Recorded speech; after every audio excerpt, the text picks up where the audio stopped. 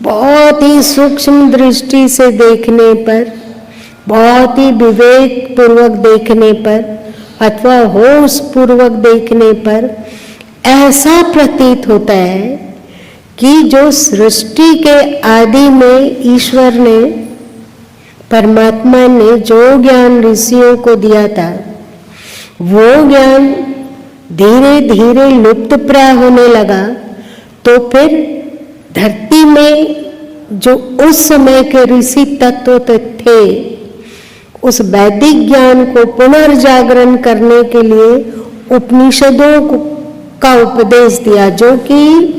वेद वाणियों की तुलना में ज्यादा सरल है। उसको समझना वेद वाणियों को समझने की तुलना में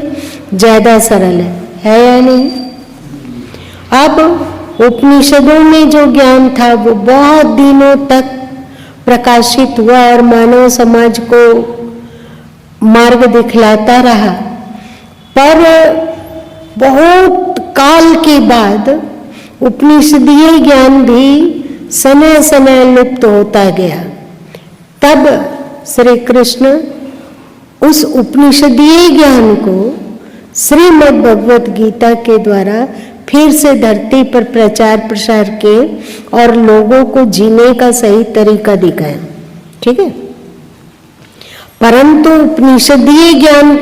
वैदिक ज्ञान की तुलना में उपनिषदों को समझना ज्यादा सरल है और उपनिषदों के ज्ञान को समझने की तुलना में श्रीमद् भगवत गीता के ज्ञान को समझना ज्यादा सरल है। तदुपरांत जब श्रीमद् भगवत गीता का उपदेश हुए 5000 वर्ष से पूर्व ज्यादा हो गया, तो धीरे धीरे फिर से पृथ्वी पर गीता का ज्ञान लुप्त सा हो गया। श्रीमद् भगवत गीता क्या बच गई कि उसका हम पाठ कर लेते हैं, उसका स्वाध्याय करते हैं, उस पर हम उपदेश करते हैं, सुनते हैं और उसे सुनाते हैं, कहते हैं और कहलवाते हैं। गीता का ज्ञान यही रह गया और गीता का ज्ञान धीरे धीरे धीरे करके